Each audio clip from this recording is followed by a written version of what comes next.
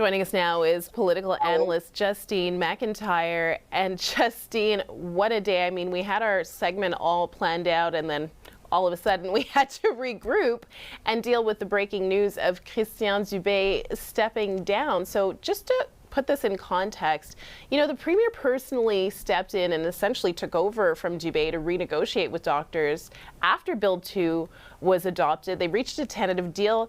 It is abundantly clear now that Dubé was not happy with the outcome.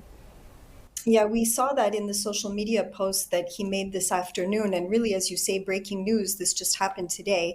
But we've sensed that there have been tensions for some time, that there's been unhappiness about the way this bill has been presented, the way it's been kind of dragged through the mud in the media. And he talks about that. Christian Dubé talks about that in his media post. He says that he feels that there was a lot of disinformation or false information that was circulating. He feels that from both sides that there wasn't necessarily negotiation in good faith. They took a tone that he felt was too harsh right from the outset. And he does say that he takes full responsibility for that. So he's stepping down today in large part because he feels that they failed to get where they needed to get and where they had promised to get Quebecers in terms of taking on more people into the healthcare system. And for Premier François Legault, this is not the first minister he's lost over Bill 2. We have to remember there was Lionel Carman as well, who is a doctor. His wife and daughter are doctors, and essentially said he had to choose his family because, you know, his family was very clear they were against this bill. He's now sitting as an independent. So how much damage overall does this do to the CAQ and François Legault personally?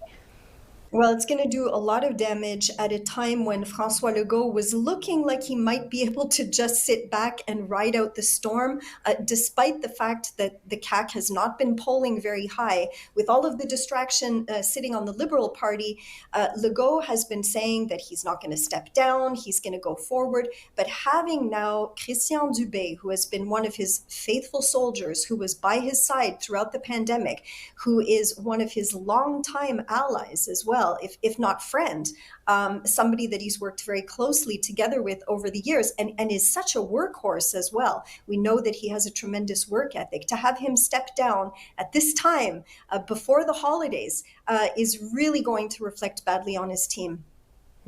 So much going on politically in these last weeks of 2025. So let's get to the Liberals because, of course, that's the other big story. In fact, we thought that would be the lead story today. Pablo Rodriguez speaking publicly after stepping down.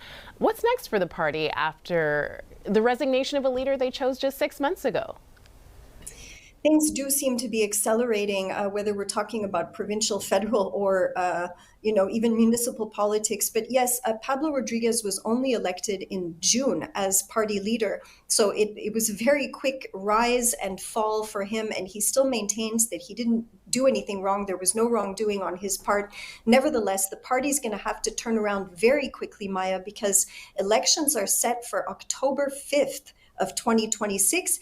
And depending on how polling goes, they might even be called earlier than that. So the party's going to have to identify a leader very quickly. We know Carl Blackburn is still in the picture. Charles Milliard made his position very clear with a social media post yesterday, showing that he's interested in taking on the leadership and is waiting for the party to give him a signal about what their next step is.